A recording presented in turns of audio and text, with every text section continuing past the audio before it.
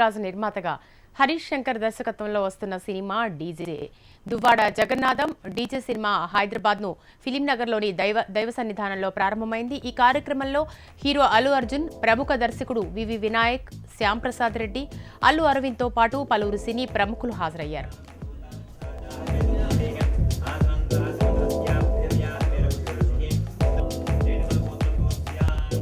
ప్రతి ఫిల్మ్కి తనను తాను కొత్తగా ఇన్వెంట్ చేసుకుంటూ సక్సెస్తో పాటు సక్సెస్ పెరిగిన కొద్దీ కష్టం కూడా పెంచుకుంటూ వెళ్ళి ఒక టాప్ లీగ్లో ఉన్న అల్లు అర్జున్ నాకు ఇంత మంచి అవకాశం ఇవ్వడం నిజంగా నేను ఆయనకి మనస్ఫూర్తి కృతజ్ఞతలు చెప్పుకుంటున్నాను.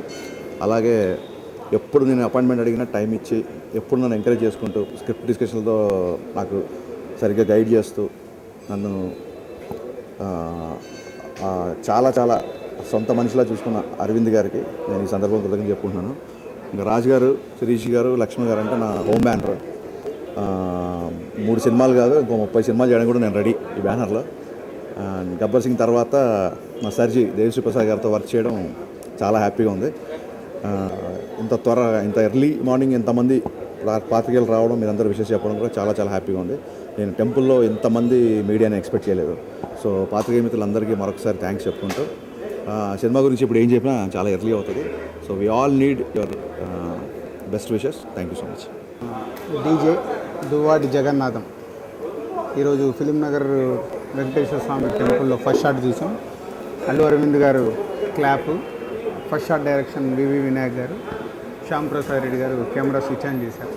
So 2 things is a very happy నాకు ఈరోజు.